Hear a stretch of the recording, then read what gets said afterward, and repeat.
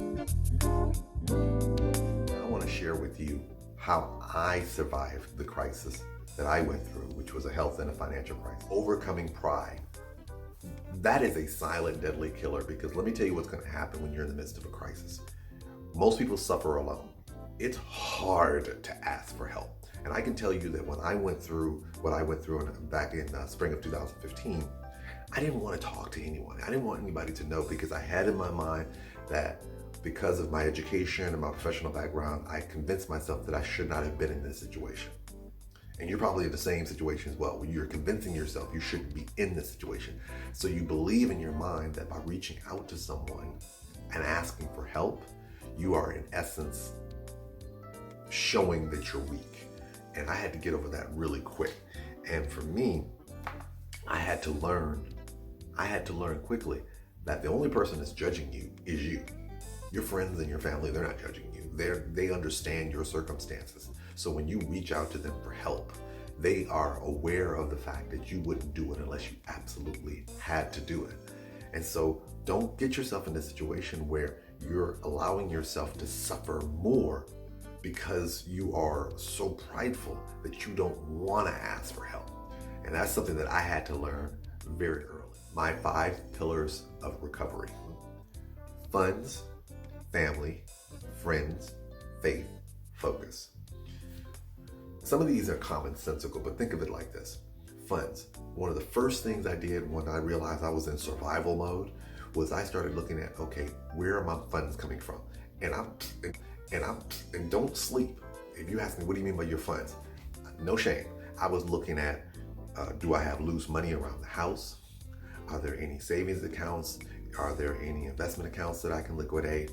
I was looking at, is there anything I could pawn? Yes, people. I went to the pawn shop a couple times. I said, is there anything I could pawn? I even categorized my family and my friends in terms of who was in a position that I thought could help me. And then I determined in terms of the size of that could help me. Meaning, if I had a little bill that I knew I needed to pay, and maybe I could go to this person and ask them for help for that one, I would go to that one. If there was something bigger, I went to other people for bigger things. And that may not seem trifling, but in my mind, I kept thinking, I have to be strategic about this thing, because I don't want to go to my friend who's in a position to be able to help me from a bigger standpoint for a little something, and then have to come back to them later for something bigger.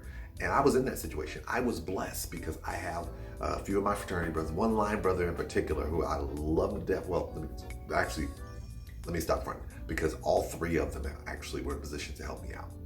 And I only turned to 2 of them because I felt so bad even asking one of them.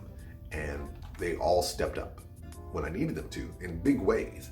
But how many of us have told ourselves, we started financing with somebody else's money? I convinced myself, I can't go into their money. I don't get their funds.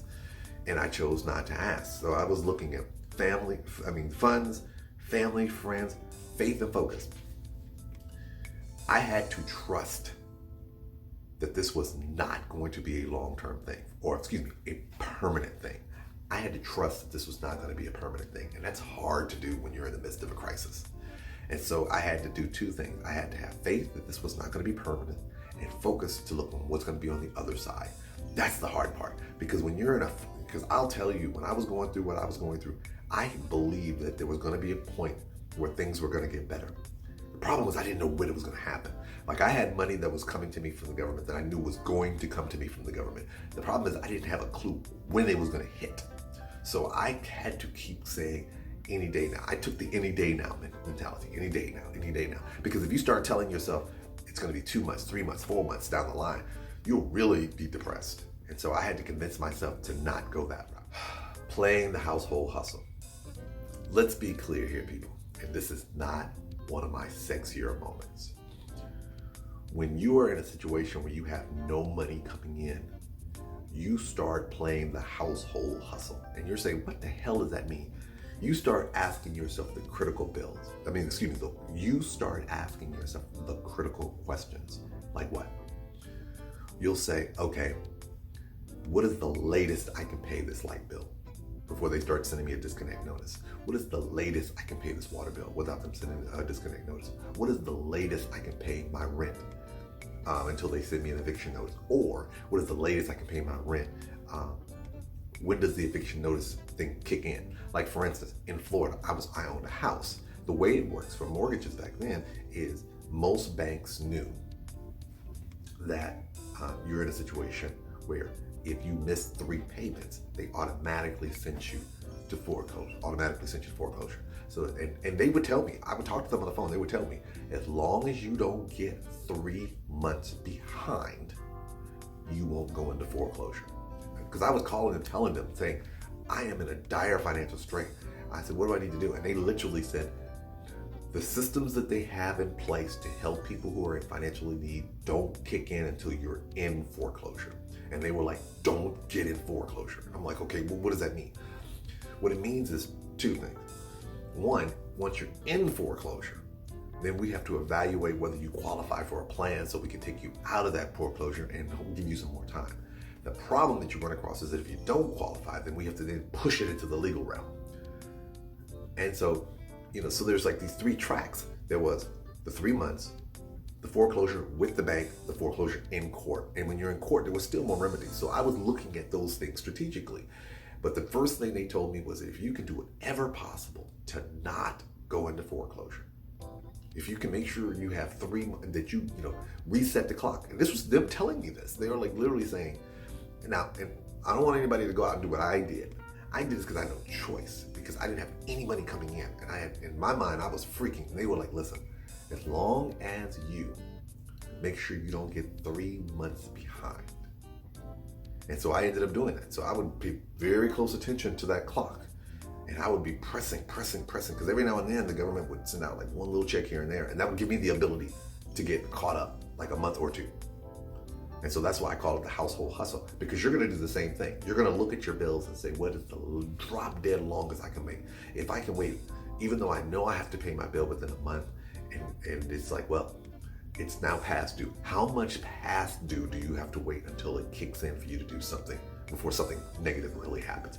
That's what I call it, the household hustle, because you're hustling your bills around in such a way so you can keep going before things get crucial. That's why you need to make sure, if you're renting, contact your landlord. If you have a mortgage, contact your mortgage company. If you have light bill, water bill, cable bill, any of those, call those providers, because that's what I had to do to figure out how to keep them at bay and keep things going until I saw some breathing. Protecting my profession. Now, I was in a different position, because unlike if you're working for an employer, you now have to ask yourself, you have to make a couple of strategic decisions. I got to make sure the money keeps coming in. So you have to ask yourself unemployment, if that's an opportunity. You have to ask yourself if there's any other options for you to work from home. Then you have to also ask yourself and start being critical and saying, okay, do I have skills that I could possibly use virtually in another employer until my main employer comes in? And more importantly, ask your employer, is that going to be a problem? And more importantly, is that going to impact your unemployment benefits? And see, that's where all these questions pop in. But you've got to protect your profession, because despite the fact they keep talking about reopening the government, the reality is that they still don't have all the protections, the answers and questions to how to maximize your protection, and they still don't have a vaccine or treatment. And so that's how I had to kind of figure out how to protect my profession. I started to do other areas of law in order to bring in other revenues until this kicked in. I did a lot of collections work. So one of my good friends who I was doing collections work for her firm, I called the office manager, who happened to be her husband, who I was really cool, who I'm still really cool with. I was like, yo, Sean, hook a brother up, what's up? And I was like, and I was lucky because both of them knew of my situation. So they were like, let us see if we can go through our collections thing and see if we can find something. And they don't realize, they knew how much they were really helping me to make it through that trial and tribulation time period. So you got to start asking yourself, what do I need to do to make sure I protect my money, make that money? You're going to have to make some hard choices. You're going to have to ask yourself, and this is where I was at, because it was during this time that I had to have a critical discussion about whether or not my current business structure would be able to sustain this crisis if it happened again. It's enough to, so for me, what I ended up doing after this is I went and I talked to, and some of you may not have this, so this is me back at the account. I had an accountant who was also my business manager that I had never used, and I decided to sit down and use her. And she sat down with me and she had me look at the numbers, and she said, we need to put you in a position so that you're never in a position which you're at now. She said, you know the predictability of your money, you know where the revenue stream is, you know what you need to do, and you know how it's coming in. The problem is you hadn't done is you hadn't figured out how to keep making money from other areas so that you're not solely reliable on this one. That's what's happening now. There are a lot of you out there right now, because like I said before, when I was talking about, protecting my profession and doing other things and so forth, let me be clear. You're going to start saying to yourself, I need to start using skills I haven't used in a long time to continue making money. Because guess what? The way you used to do things may not come back anytime soon or at all. So be smart. Look at what you're doing and tell yourself, I got to make this thing do what it do. What do I need to do to make the change? And I hope that the things that I've shared with you today will help you survive your crisis.